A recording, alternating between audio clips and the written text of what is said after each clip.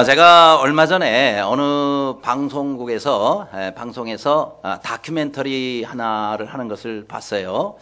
저기 앞에 나온 대로 제목이 금리학입니다. 뭐냐? 이렇게 그 금을 잃어버린 금 혹은 금을 찾아서 다니는 여러 사람들을 그렇게 다큐멘터리로 만들어서 방영을 했더군요. 자세히 봤습니다. 근데 세 가지가 나옵니다. 하나는 영국의 어느 기관인데 금을 도난을 당했어요. 그래서 한 3.5톤 정도 되는 굉장히 그 많은 양의 금을 분실을 했는데 결국은 뭐 도난을 당했죠. 그런데 그걸 뭐 찾기 위해서 영국 그 경찰들이 동원이 돼가지고 오랜 기간 찾았는데 결론은 뭐냐? 못 찾았어요. 그다음 또 한 무리가 있었는데 보물 지도를 가지고 어디 금괴가 많이 묻혀 있다는 그런 정보를 듣고 그 보물 지도를 연구를 해서 그렇게 해서 여러 기호와 이런 것들을 가지고 그리고 오랜 기간 드디어 그 보물이 있다는 동굴을 찾았습니다. 그 동굴을 찾아서 결국은 들어가 보니까 없더라. 이게 보물 지도에 나온 그 금이 없는 거예요. 그 다음에 이제 세 번째 또 하나가 나오는데 뭐냐면은 저 어느 나라에 아주 이렇게 깊은 밀림이 있습니다. 그 밀림에 그 산을 깎아가지고 그런 다음에 거기서 많은 그지 아마 진흙이 많은 그런 산이었는데 그 흙들을 전부 아무튼 기구들을 이용해서 파고 그 다음에 기구들을 이용해서 물을 계속 뿌려가지고요 그렇게 해서 많이 이렇게 금이 이제 무거우니까 그 금가루가 가라앉는가 보죠. 그렇죠? 그래서 금을 요만큼을 얻어요. 그 산을 많이 깎고 오랜 동안 해서 결국은 금을 얻었는데 한 30g 정도 얻습니다. 그래서 뭐 이렇게 돈으로 환산하니까 한 뭐 80만 원 정도 그렇게 되는 어쨌든 금을 얻어가지고 그걸 가지고 또 기뻐하면서 가는 모습을 보여줍니다. 이제 결론은 뭐냐면은 참 금을 찾기가 어렵다 하는 거예요. 혹시 여러분 주변 잘 찾아서 혹시 금이 있거들랑 좀 알려주시면 감사하겠어요. 오늘도 자 여러분이 뭐 우리 금 어디 있는지 안다면은 우리 다 찾으러 갈 텐데 그 결론은 뭐냐? 아무튼 참 우리 주변에서 금을 발견해서 그것을 내 것으로 얻는다는 게 참 어렵다 하는 건데 그래서 혹시 여러분이 금 찾는데 좀 도움이 되라고 오늘 금 색깔의 넥타이를 제가 일부러 차고 왔습니다. 자 그런데 오늘 이 비유에도 말씀이 그거예요.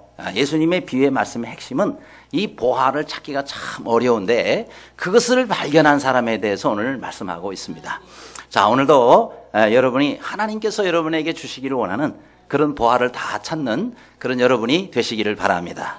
자, 그렇다면 이 보화 어디 있고 어떻게 찾아야 되느냐 하는 거예요. 첫째로 보화는 가까운 밭에 숨겨 있다라는 사실입니다.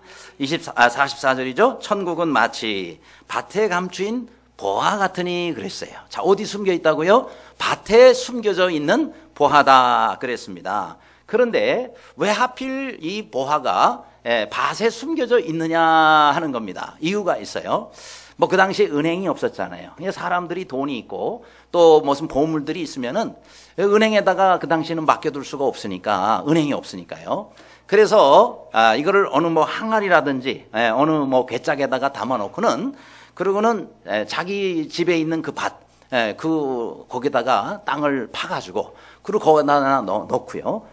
그리고 필요할 때 여기서 꺼내 쓰기도 하고 아니면은 또 더 다른 재산이 생겨 거기다 넣기도 하고 그랬다는 겁니다. 그런데 자 이거 뭐 돛보다 주먹이 가깝다 그런 말이 있잖아요. 우리나라 말에도. 그러니까 이 강도를 만나거나 이제 이럴 때 자기가 수중에 갖고 있다든지 아니면 집안에다가 어디가 두면은 이거 도둑이 와서 다 훔쳐갈 수도 있고 강도 가서 뺏어갈 수도 있는 거 아니겠어요? 그러니까 할 수 없이 가장 안전한 데가 어디냐? 우리 집 옆에 있는 그 밭에 어느 부분에다가 숨겨놓는 거란 말이죠. 자, 그래서 몰래 그걸 꺼내 쓰기도 하고 집어넣으면서 그러면서 스릴을 느끼면서 그러면서 이렇게 보물을 쌓아두는데 문제가 생길 때가 있습니다. 무슨 문제냐면 나만 알고 있는 그 상태였는데 이 사람이 죽는 경우입니다. 이 사람이 죽으면요 아무도 몰라요. 그러니 누가 거기 밭에 어디에 뭐가 있는지 어떻게 압니까? 자, 그런데 한 일꾼이 있었어요. 세월이 오래 지나가가지고 그래서 그 밭을 이제 누가 결국은 소유하게 됐는데, 한 일꾼이 거기 와서 품꾼이 일을 하다가 뭐가 철그락 소리가 나는 거예요. 이게 뭐지? 하고 파보니까 거기에 뭐 한이 같은 게 있는데, 그걸 열어보니까 그 안에 이야, 이 막 각진 그 보물들이 거기 다 있는 거예요. 이 사람 황제했죠. 근데 그거 들고 가면 도적질입니다. 왜냐하면 자기 게 아니거든 말이죠. 물론 주인 것도 아니에요. 주인도 모르고 있습니다. 예, 옛날에 누가 어딘가에서 누가 아무튼 숨겨놓은 건데 그게 이 사람에서 발견이 된 거예요. 자, 그러면은요, 그걸 자기가 가면 이제 도적놈이 되는 거니까 나중에 걸리게 되면은 감옥 가잖아요. 그래서 어떻게 하느냐, 이제 고민을 하는 거예요. 근데 주인에게 얘기를 해줍니다. 내가 여기서 이거 발견했다고. 그걸 알려주면요, 자, 이게 그 땅에서 나왔기 때문에 그 땅의 소유주에게 반을 주게 돼 있대요. 2분의 1을 주고, 발견한 사람은 또 발견했기 때문에 2분의 1을 주고, 그래서 주인과 거기서 발견한 사람이 반반 나눠 갖게 돼 있는 겁니다. 근데 여러분 같으면은 어떻게 하겠어요? 반만 그냥 가지시고 그냥 마시겠어요? 아니면은 이왕이면 다 가지려고 그러시겠어요? 뭐 그렇게 고민을 많이 하세요? 다 가져야 되잖아요. 그렇죠? 예, 저 같으면 다 갖겠어요. 그럼 한 가지 방법밖에 없어요. 그 밭을 내가 사는 겁니다. 그렇죠? 예, 그 밭을 내가 사버리면 밭주인이 내가 되는 거 아닙니까? 그러면은 주인이니까 내 거인데다가 내가 발견했으니까 또 내 거고, 그래서 내가 다 갖게 되는 그런 상황이 되게 되는 거니까, 그래서 여기서 일꾼이 자기의 소유를 다 팔아서 그 밭을 샀다라고 이렇게 말씀하고 있는 겁니다. 자, 이 사람이요, 우선 이 밭에다가 자기가 일하는 밭에서 보화를 발견했다. 여기서 우리가 뭘 배울 수 있느냐면, 그 밭이 자기 밭이 아니라는 거죠. 그죠? 주인이 따로 있다는 겁니다. 근데 거기서 발견했다 이 말이에요. 이거는 뭘 말하느냐? 여러분, 우리가 이 땅에서 가지고 있는 거, 누리고 있는 모든 것이 사실은 다 우리 게 아닙니다. 그렇죠? 다 하나님의 것인 줄로 아시기를 바랍니다. 다 하나님이 주신 거예요. 그렇기 때문에 우리는 이 땅에서 내가 밟고 있는, 그 다음에 내가 가고 살고 있는 모든 것이 다 하나님이 우리에게 주신 겁니다. 그래서 그 안에 보화가 담겨 있다는 거예요. 그래서 내 것이 아니라 하나님 거라는 걸 알고 사시기를 바랍니다. 또 하나는, 자, 이 밭이 어디 있는 밭이냐? 아주 가까이 있어요. 내가 일하던 밭에서 나온 거예요. 주인 입장에서 봐도 자기 밭에서 그게 나온 거예요. 그게 있을 줄은 몰랐죠. 그렇죠? 마찬가지입니다. 여러분, 우리가 지금 살고 있는 내 주변에 사실은 하나님께서 보화를 다 숨겨두셨습니다. 어디 있는지는 몰라요. 그거 저보고 물어보지는 마세요. 저도 모르니까. 그러나 중요한 거 한 가지는 가까이에 있다는 거예요. 그렇죠? 여러분, 우리의 가족들 가운데도 보화가 있을 수가 있고요. 우리 집에도 있을 수가 있고, 그 다음에 내가 다니는 학교라든지, 내가 다니는 직장이라든지, 내가 섬기는 교회라든지, 그렇죠? 사실은 이 보화와 보물들은 어디 멀리 있다고 거기서 찾으려고 하지 말고 가까이서 찾으기를 바랍니다. 여러분, 행복도 멀리 있지 않고 가까이다 그러잖아요. 그래요. 진정한 인생의 보화도요, 멀리 있지 않고 가장 가까이에 있습니다. 가까이에 하나님이 숨겨두셨어요. 그거 꼭 발견하시는 올 한 해가 되시기를 간절히 바랍니다. 두 번째로, 우리가 이 비유를 통해서 뭘 배워요? 이 보화의 가치가 엄청나다 하는 겁니다. 자, 44절에요. 이를 발견한 후 숨겨두고 기뻐하여 그랬어요. 얼마나 기가 막힌 게 들어있으면은 이거를 숨겨두고 혼자 기뻐했을까요? 그렇죠? 이 밭을 사기 위해서 이 사람이 자기의 모든 것을 다 투자해서 했지만은 뭐 그래봐야 그게 얼마나 되겠습니까? 그 안에 들어있는 것은요, 비교할 수가 없어요. 예를 들어서 그 밭을 1,000만 원 주고 샀는데 그 안에, 항아리 안에 있는 보물이 한 1,000억을 호가한다 그렇다면 이거 투자할 만하지 않겠어요? 그렇지 않습니까? 1,000만 원 투자해서 1,000억을 벌 수 있다 그러면은 그거 안 할 바보가 어디 있겠습니까? 그래요. 여러분, 우리가 요즘에 뭐 주식도 투자하고 하잖아요. 많이 투자하시기를 바랍니다. 하지만은 잘못하면 또 우리가 망할 수도 있습니다. 그러니까 참 지혜롭게 해야 되는 거예요. 그런데 이 밭은 말이죠, 자기가 확인한 거예요. 그리고 그 안에 어마어마한 게 들어있는 거예요. 그러니 내가 이 밭을 사서 내 것만 된다 그러면은 이거 확실한 투자가 되는 것입니다. 그렇습니다. 여러분, 우리가 주변에 가만히 보면 별거 아닌 거예요.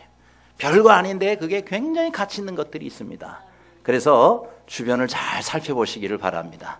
어떤 하찮은 것들이 또 어떤 곳에서 기가 막힌 보화가 나올지 모르는 것입니다.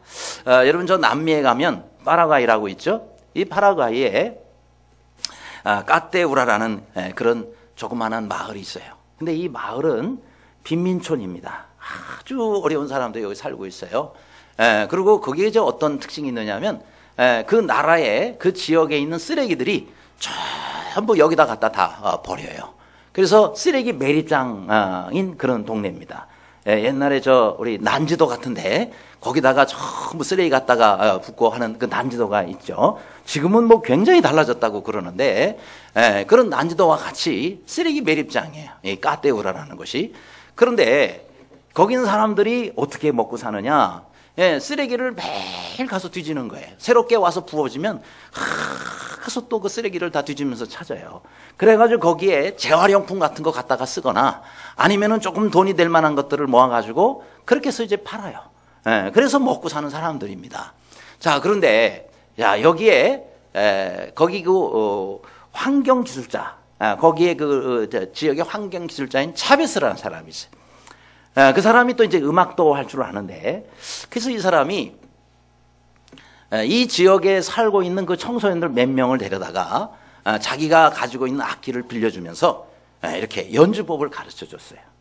근데 이게 소문이 났습니다. 그래서 이 주변에 많은 그 아이들, 청소년들이 나도 가르쳐 주세요, 나도 가르쳐 주세요 그러면서 악기를 배우겠다고 몰려오는 거예요. 그러니 악기가 좀 비쌉니까? 그러니까 다 악기를 사줄 수가 없어요. 그래서 이걸 어떡하나 하고 생각하다가 그 지역에 널린 게 쓰레기니까, 그래서 그 쓰레기장을 전부 뒤지는 거예요. 뒤져가지고 거기서 뭘 찾느냐? 빈 병을 찾고, 그 다음에 캔 있죠? 깡통, 그런 것도 찾고, 호크 같은 것도 찾고, 그 다음에 또 나무 같은 거, 그 다음에 기름병, 그 다음에 또 악기 부품 같은 거, 뭐 이런 것들을 전부 어쨌든 찾아가지고요, 그걸로 악기를 만들었어요. 쓰레기를 전부 이렇게 개조를 해가지고 악기를 만들어서, 그래서 그걸로 만든 악기들을 애들한테 다 나눠준 거예요. 그래가지고 그걸로 전부 악기 연주법을 가르쳐줘가지고, 그래서 악단을 만들었어요. 그 악단 이름이 랜드 필하모닉 오케스트라. 이름도 멋있죠. 근데 랜드가 별거 아니에요. 쓰레기장이라는 소리예요. 그러니까 쓰레기들을 통해 가지고 필하모닉 오케스트라를 이 사람이 만든 거예요. 그래가지고 이제 열심히 연주해서, 그래 연주를 하니까 사람들이 듣고는 야, 기가 막힌 소리가 나는 거예요. 어떻게 됐냐 보니까 이게 쓰레기거든요. 다 사람들이 버린 거 가지고 만들었거든요. 그러니까 사람들이 감동이 더 큰 거예요.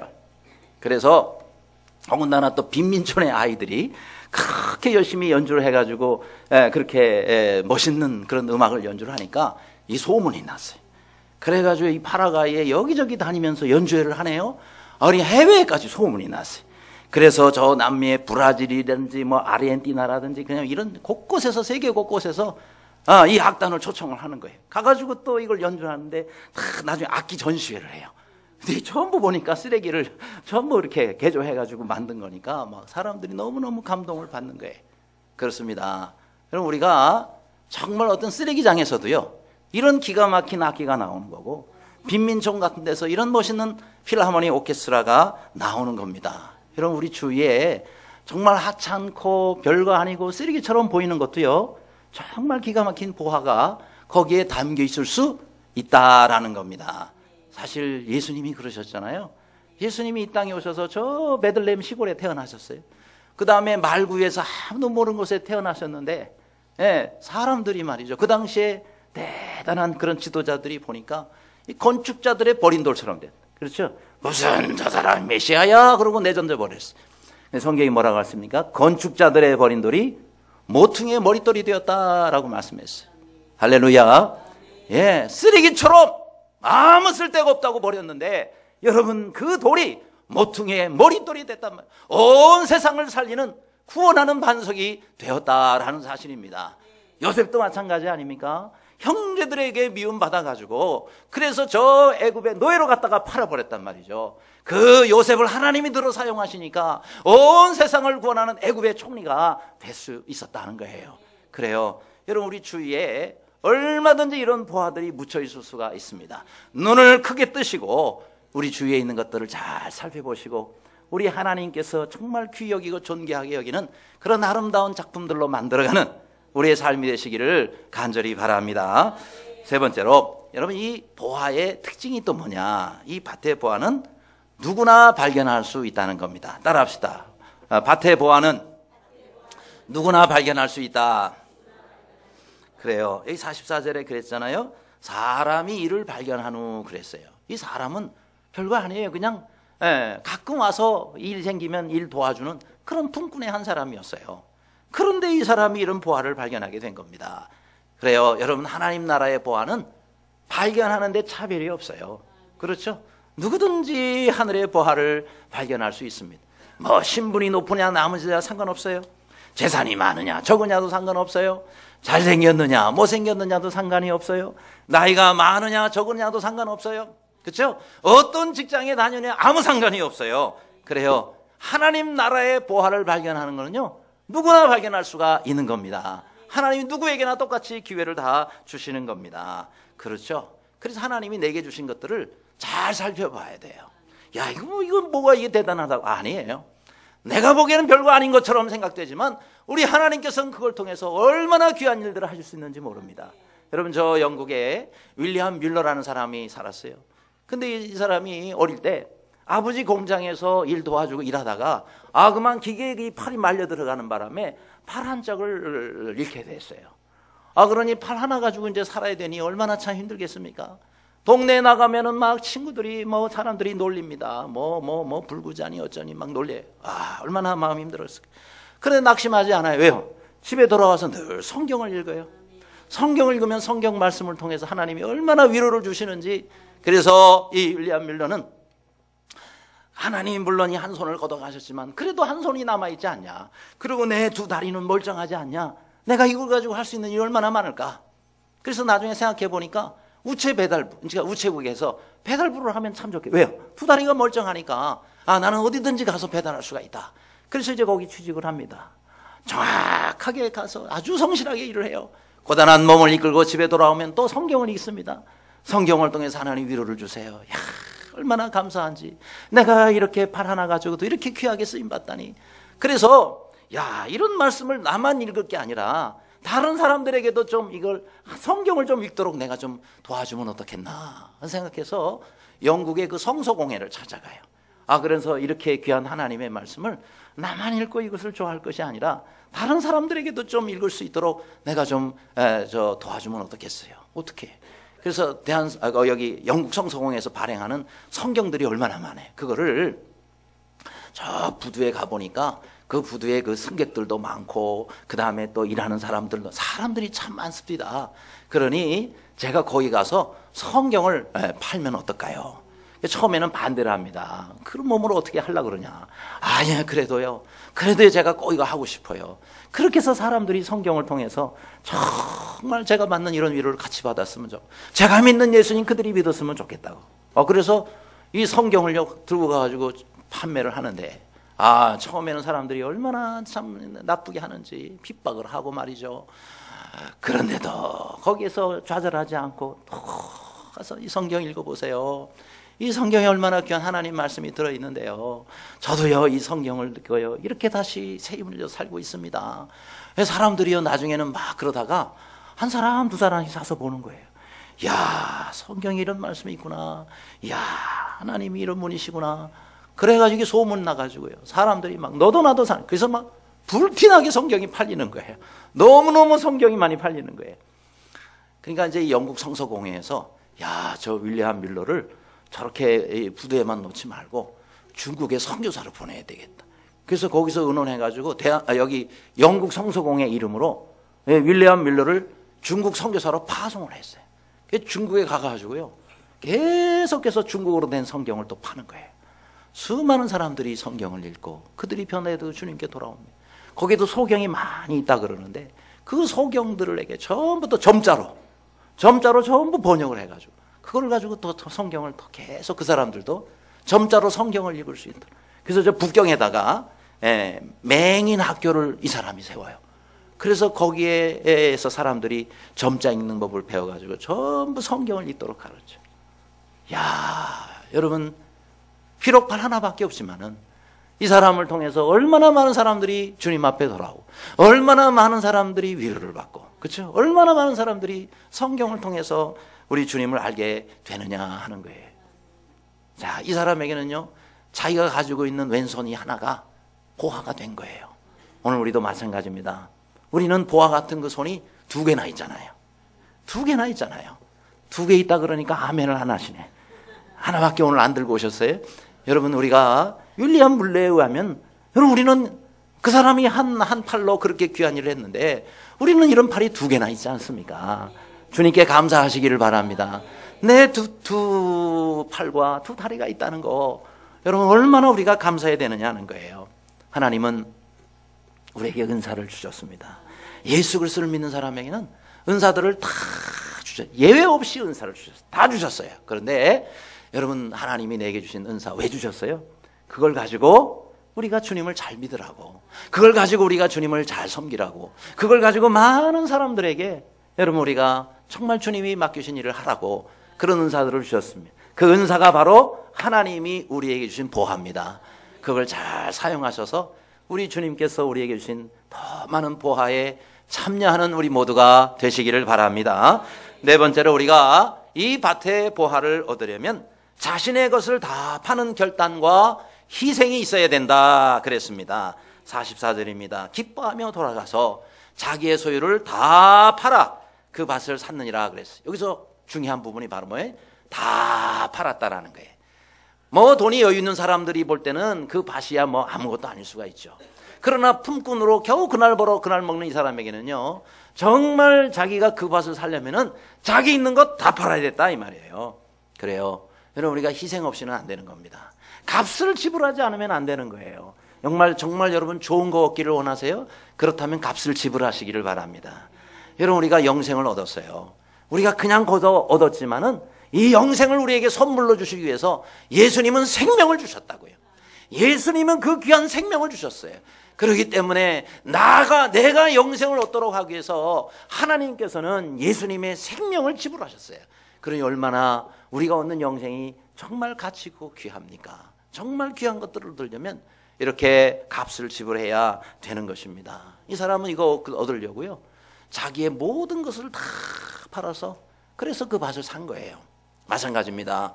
여러분, 우리가 정말 좋은 것을 얻으려면 우리는 값을 지불해야 되는 것입니다. 이스라엘 백성들이 요단강을 건너요. 자, 이 요단강을 건널 때 그때 특별히 또 물이 더 많았어요. 물살도 더 세고 또 우기철이 돼가지고 비도 많이 와서 물이 불어가지고요, 얼마나 물도 많은지 모릅니다. 그런데 이 법궤를 맨 제사장들이 맨 앞장을 섰습니다. 그러면서 어떻게 해요? 믿음으로 건너라 그러니까 제사장들이 발을 먼저 요단강에 내디뎠습니다. 발이 물에 잠기자 요단강이 쫙 하고 갈라졌습니다. 할렐루야. 예, 여러분, 우리가 믿음의 첫 발을 내디뎌야 돼요. 우리가 마음으로 믿고 입으로만 믿는다고 해서 역사가 일어나는 게 아니에요. 여러분, 우리가 믿음의 행동을 우리가 실천해야 되는 거예요. 그럴 때에 하나님이 역사하시는 겁니다. 내가 죽으면 죽으리라 하고 요단 강물에 물을 담근 거예요. 발을 담갔습니다. 그렇죠? 에스더도 그랬지 않았습니까? 그렇죠? 자기의 정말 왕비라는 이 직분을 지키고 싶은데, 그러네 자기가 여기에 있으면은, 가만히 있으면은 이스라엘 백성들, 자기 동포들이 다 죽게 됩니다. 그래서 어떻게 합니까? 죽으면 죽으리라 하고 왕 앞에 나아가는 거예요. 오라고 하지도 않았는데 나가면은 그거는 죽이게 돼 있어요. 그런데도 죽으면 죽으리라 하고 금식을 하고 왕 앞에 나아갔을 때 하나님이 역사하셨습니다. 그래서 자기도 살고 이스라엘 모든 족속이 다 살고 원수들을 멸하는 그런 하나님의 은혜를 입게 된 것입니다. 그래요, 지난번 이순신 장군의 명량해전, 거기 영화에서도 나오잖아요. 살고자 하는 죽을 것이요 죽고자 하는 자는 살리라 그랬습니다. 그래, 우리가 주님께서 우리에게 정말 좋은 것을 줄 때는요, 기꺼이 우리가 값을 지불하는 헌신이 있어야 되는 겁니다. 그런 헌신을 가지고 주님 앞에 나아가시는 여러분들이 되시기를 바랍니다. 자, 우리가 명절이라고 뭐 이렇게 집에서 그릇 가지고 준비하고 하다가 미끈해서 놓치면요, 그릇이 깨지는 일들이 많이 있습니다. 이번 명절에는 그릇이 하나도 안 깨지기를 바라요. 그러나 깨져도 뭐 할 수 없죠. 뭐 요즘에 뭐 그릇이 많으니까 뭐 깨지면 또 사지 뭐 이러면 되는데, 저 그릇이 아주 비싸고 좋은 그릇일 때는 또 상황이 다르죠. 또 옛날같이 정말 그릇 하나가 귀할 때는요, 그릇 깨지면은 그거 그냥 참 버리기가 아깝습니다. 그래서 저길 갖다가 거기다가 뭘 발라가지고 그렇게 해서 다시 이렇게 그릇을 만들어서, 깨진 그릇을 만들어서 다시 쓰는 일이 많아요. 하지만 깨진 그릇은 값이 떨어집니다. 그렇죠? 깨진 그릇 누가 사요? 그런데 깨져서 다시 붙인 그릇 손님한테 내놓기도 어려워요. 만일 누가 손님이 갔는데 깨져서 붙인 그릇에다가 뭐 담아서 내놓으면 이거 사람을 어떻게 취급을 하고 이런 데다가 음식을 줘서 나한테 대접하는 거야? 이런 생각할 수가 있지 않습니까? 그렇죠? 그러니까 세상에서는 그릇이 깨지면 값이 떨어져요. 하지만 하나님 나라는 여러분 깨진 그릇이 훨씬 가치가 있다는 사실을 아십니까? 여러분 영적인 세계에서는 깨진 게 귀한 거예요. 하나님은 우리를요 그냥 쓰실 때도 있지만은 대부분 깨뜨려서 쓰세요. 왜요? 안 깨진 채로 좀 쓰려 그러면 교만해져요. 내가 말이야 이만큼 잘났으니까 이렇게 쓰임받지, 얼마든지 그럴 수가 있어요. 근데요 여기저기 깨져서 금 간 거 다 붙여가지고 쓰면은요 너무너무 감사해요. 왜요? 깨진 거 버리는들 누가 뭐라 그러겠어요. 그런데 붙여가지고 하나님이 참 요긴하게 쓰시면 그저 감사한 거죠. 그렇죠? 깨진 거 버리지 않고 하나님 써주시니 얼마나 감사해요. 그러니까 하나님 나라는요 깨진 그릇이 가치가 있어요. 왜요? 바울도 보세요, 모세도 보세요, 다윗도 보세요. 다 깨진 채로 하나님께서 그들을 사용하셔서 얼마나 귀히 사용하셨습니까? 요셉도 마찬가지고요, 아브라함도 마찬가지고 다 그래요. 하나님이 귀히 쓰신 그릇들을 보면 다 깨져 있어요. 그러니 우리가 하나님 앞에 겸손할 수밖에 없지 않습니까? 한 번은 하나님께서 예레미야 선지자를 어디다가 보내세요. 어디요? 그러니까 토기장의 집으로 가라 그러는 거예요. 아멘. 그리고 순종하고 갔어요. 그래서 이제 열심히 그 토기장에 하나님 가라 하신 이유가 있을 거 아니에요. 그래서 열심히 이제 곁에서 봅니다. 열심히 농로를 돌리는데 이게 잘못해가지고 퍽 옆이 터져버렸어요. 그런데 다시 또 모아가지고 말이죠. 그걸 다시 막 주물러가지고 그러고 다시 농로에서 돌리면서 또 다른 그릇을 만드는 거예요. 그때에 하나님의 음성이 들렸습니다. 예레미야에게 임합니다. 이스라엘 족속아, 이 토기장이가 하는 것 같이 내가 너희에게 능히 행하지 못하겠느냐. 이스라엘 족속아, 진흙이 토기장의 손에 있음 같이 너희가 내 손에 있느니라. 할렐루야. 따라하시기 바랍니다. 너희가 내 손에 있느니라. 네, 우리 하나님께서 진흙덩이인 우리를 붙잡고 하나님께서 뭐든지 못 만드시겠어요? 물론 깨졌어요. 그러면 다시 주무르는 거예요. 그래가지고 다시 또 새로운 작품을 하나님이 만드시는 겁니다. 그렇습니다. 우리 하나님이 바로 토기장이신 거예요. 물론 이스라엘은 부족하고 연약해요. 여기저기 부딪혀서 깨졌어요. 그래가지고 남들이 볼 때는 그거 어디다가 써 버리려고 그래. 근데 하나님이 나도 그러고는 이리 와 해가지고 자기가 하나님께서 이것을 다시 빚어가지고 그렇게 해가지고 기가 막힌 작품을 다시 만드는 거예요. 그러면서 뭐라고 그러세요? 너희가 내 손에 있느니라. 그건 토기장에게 달려있는 거예요. 이야, 우리 하나님 정말 귀한 하나님이에요. 우리는 깨져서 나는 이제 끝났구나 생각했는데 하나님이 다시 우리를 잘 빚어가지고 그래가지고 멋진 작품으로 우리를 만들어서 사용하시니 누가 뭐라 그러겠습니까? 그래서 우리 하나님 앞에 우리는 내 주여 뜻대로 행하시옵소서 하고 주님께 맡기는 우리의 삶이 되시기를 바랍니다. 이런 킨축이 장인이라는 말이 있어요. 혹시 들어보셨습니까? 킨축이 장인, 이게 뭐냐면요, 킨축이라는 말이 있어요. 이 킨축이라는 일본말로 이것을 다시 보수해서 그릇을 다시 만드는 기술을 말해요. 일본의 1500년의 기간에 걸쳐서 저 기술이 발달했답니다. 그러니까 늘 깨진 도자기잖아요. 깨진 도자기를 그것을 갖다가 잘 다시 붙입니다. 붙여도요 거기 깨진 금이 그대로 있을 수밖에 없어요. 그거 어떻게 없애요? 그거 없애려고 노력하지 않고요, 이 킨축이 예술은 뭐냐면은 그 깨진 부분에다가 말이죠, 그것을 붙여가지고 거기다가 금가루를 다시 입혀요. 그래, 이것을 가능하면 이 선을 없애려고 하는 게 아니라 오히려 거기서 금가루를 붙여가지고 그 부분을 더 도드라지게 만들어요. 더 확실하게 드러나게 만들어요. 그렇게 해가지고 저 사진처럼 저렇게 그릇을 다시 만들어가지고 사용하는 기술, 이것을 긴축이 예술이라 그래요. 그런데 자, 저렇게 긴축이로 해가지고 다시 깨진 그릇을 붙여가지고 그 깨진 금간 부분에다가 전부 금가루를 입혀서 나온 이 그릇은요, 값이 더 나간다네요. 예, 정상적인 그 그릇보다 저렇게 해서 만들어진 게 더 비싸대요. 왜냐하면 저거는요, 첫째는 더 견고해진대요. 전보다 더 튼튼한 그릇이 되고, 두 번째는 금가루를 입혀가지고요, 그 그릇만이 가지고 있는 멋이 있는 거예요. 뿐만 아니라, 예, 이것이요, 다시 거기다가 금가루를 입혀서 이것을 강조를 했기 때문에, 깨진 부분을 따라서 했기 때문에 세계에서 하나밖에 없는 그릇이 된대요. 그냥 정상적인 그릇은 만드는 대로 다 똑같이 나올 수가 있어요. 그런데 저렇게 깨진 그릇은요, 세계에서 하나밖에 없어요. 왜요? 그 깨진 모양이 다 다르잖아요. 그래서 저 긴축이 방식으로 만들어진 저 그릇, 깨진 그릇들은요, 더 아주 귀한 손님이 오면은 그분한테만 내놓는데요. 그러니까 웬만한 손님이 오면 안 깨진 그릇을 내놓고 아주 귀한 손님이 오면은 저 긴축이 그릇에다가 탁 당겨놓으면 알아본다. 아, 이게 긴축이 그릇이네요. 그래가지고 아주 귀한 손님에게 그것을 대접한다는, 값이 더 나, 그리고 등급이 더 올라간다는 거예요. 그래서 어떤 장인들은요, 일부러 깨뜨린대요. 그래서 일부러 깨뜨려가지고 다시 모아가지고 그걸 다 붙여서 금가루로 다 입혀가지고 그렇게 해가지고 만들기도 한대요. 근데 자, 지금 중요한 것은 긴축이가 중요한 것이 아니고 우리들이 그렇다 이 말이에요. 여러분, 우리는 약점 없는 사람이 없어요. 여기 부딪히고 저기 부딪혀가지고 우리 심령이 많이 깨졌어요. 하나님 다 아십니다. 그런데 너희가 내 손에 있느니라. 긴축이 장인 되시는 하나님께 딱 맡겨드리잖아요. 그럼 하나님이 기가 막히게 그것을 붙여주시고, 그 다음에 거기 금가루를 가지고 그 우리 깨진 부분을 더 아름답게 만들어주세요. 그래가지고 우리 가치가 더 올라가는 겁니다. 그래서 우리가 더 귀히 쓰임 받는 거예요. 그러니 어떤 경우 하나님 일부러 깨뜨릴 수도 있어요. 네가 안 깨지니까 이렇게 교만하지. 내가 너를 어디다가 써먹겠냐? 그래야 하나님이 일부러 깨뜨릴 수도 있어요. 그럼 여기저기 금가구 깨지면 아유, 난 이제 끝났네. 그러면 아니야, 지금부터 내가 너 쓸게.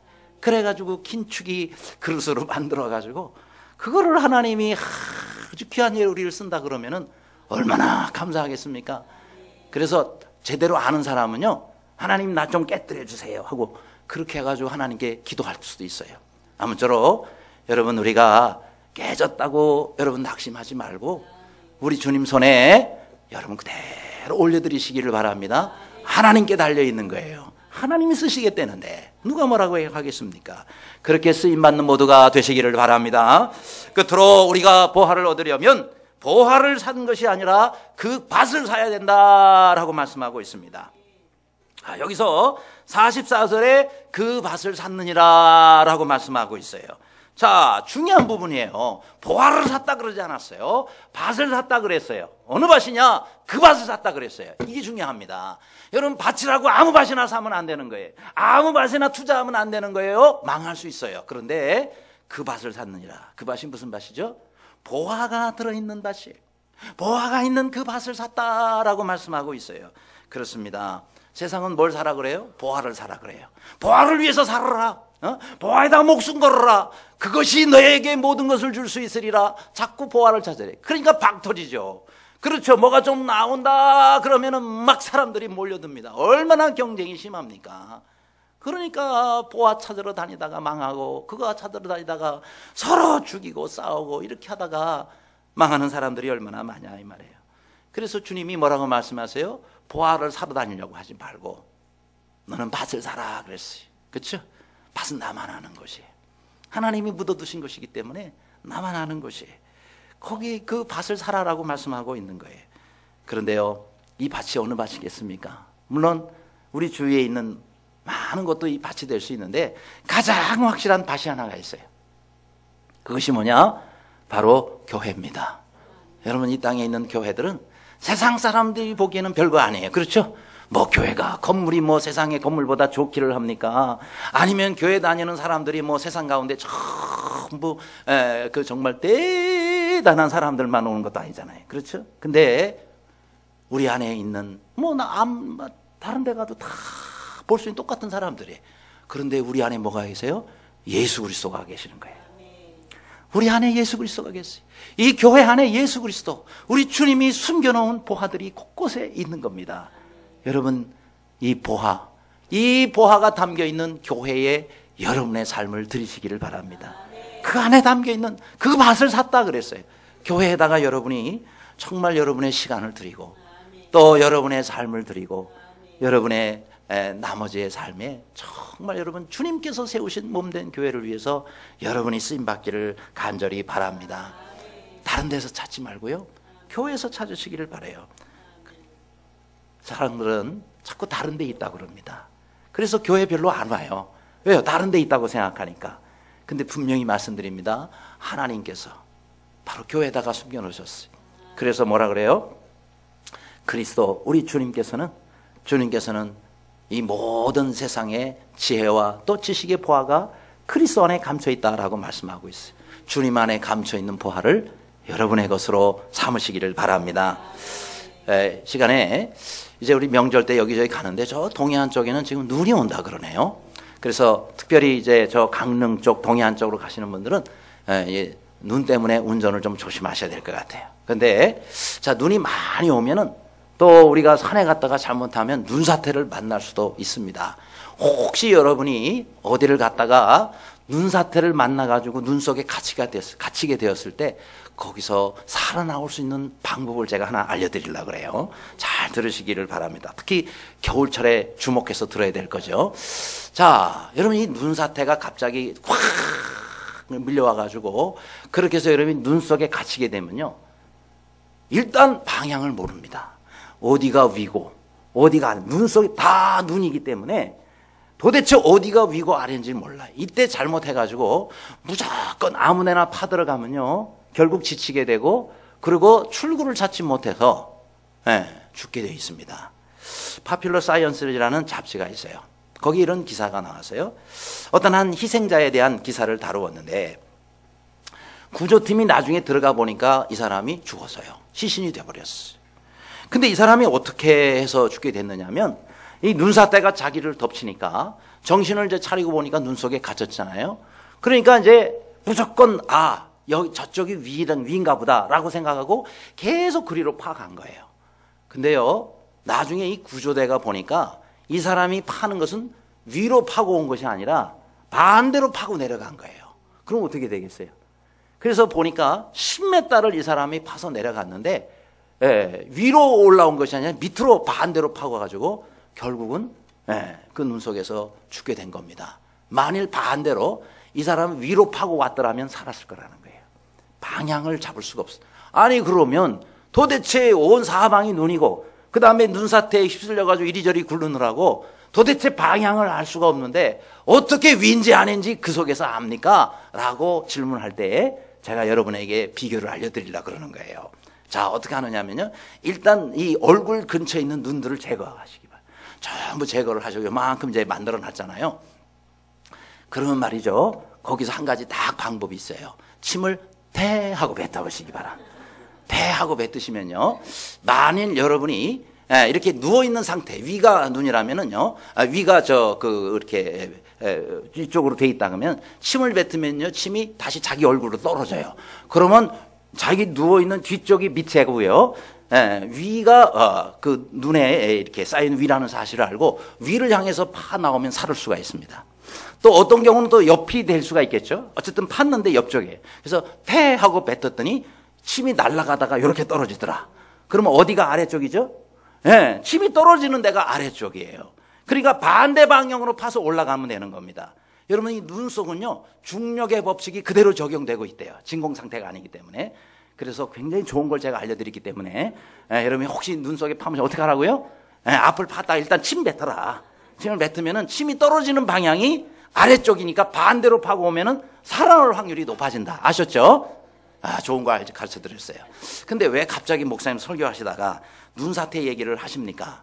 다 우리 삶과 연결이 돼 있어요. 만일 자, 우리가 지금 이 세상에 사는데요, 진리를 알지 못하면 우리는 암흑 가운데 사는 거하고 똑같습니다. 예수님이 오실 때 그러셨어요. 예수님이 이 땅에 오셨을 때에 지난주에 말씀드렸죠, 400년 동안 이 땅은 암흑이었어요. 심지어 이스라엘 백성들조차에게도 선지자가 보내지지를 않았어요. 말씀이 없었어요. 그러니 400년 동안 이스라엘은 아주 오랜 기간 동안 그들은 진리가 뭔지, 하나님이 어떤 분인지 도무지 알 수가 없었어요. 그래서 그들은 암흑 가운데 있었어요, 영적으로. 그러니까 방향을 전부 잃어버린 거예요. 어디가 하나님이 계시고, 어디가 세상이고, 어디가 하나님인지, 어디가 위고, 어디가 아래인지, 무엇이 진리고, 무엇이 가짜인지, 그렇죠. 무엇이 천국이고, 무엇이 아닌지를 그들은 전혀 발견하지 못했습니다. 그때 예수님이 오신 거예요. 그러면서 예수님이 말씀하세요. 그런데 이상해요. 예수님이 말씀하신 건 세상에 사람들이 가르쳐주는 거 전부 거꾸로만 가르쳐줘요. 그렇죠? 너희가 높아지려거든 낮아져야 한다. 살려거든 죽어야 된다. 말씀하세요. 그 다음에 또 정말 복을 받으려고 하는 사람은 받지 말고 자꾸 베풀어라 말씀하세요. 세상이 가르쳐주는 거하고 전부 거꾸로 예수님이 말씀하세요. 사람들은 헷갈리는 거예요. 도대체 이게 뭐야? 그래서 예수님의 말씀을 거절한 거예요. 그걸 배척한 거예요. 저거 순이상한 말이다. 그래서 예수님이 이 땅에 오신 겁니다. 뭐예요? 방향 감각을 잃은 이 세상에 제대로 된 방향을 가르쳐 주기 위해서. 거기는 위가 아니거든. 글로 가면 너 죽어. 영원한 사망이야. 그리로 가지 마. 나를 따라와. 그리고 이 방향으로 가야 돼. 라고 말씀해요. 행복? 거기 가면 행복이 없어. 나를 따라와. 그래서 주님이 가르쳐 주신 거예요. 그래서 주님이 이 땅에 오신 거예요. 그래서 우리가 주님을 바라봐야 돼요. 이 세상에 빛으로 오신 그 주님을 따라가야 우리가 진정 진리의 삶을 살 수가 있는 것입니다. 아무쪼록 우리 주님이 가르쳐 주세요. 보화를 살려고 하지 말고 밭을 사라. 주님의 말씀을 순종하시기 바랍니다. 그래서 진정한 밭의 모든 보화의 주인공이 되시는 여러분 되시기를 주님의 이름으로 축원합니다. 기도하겠습니다.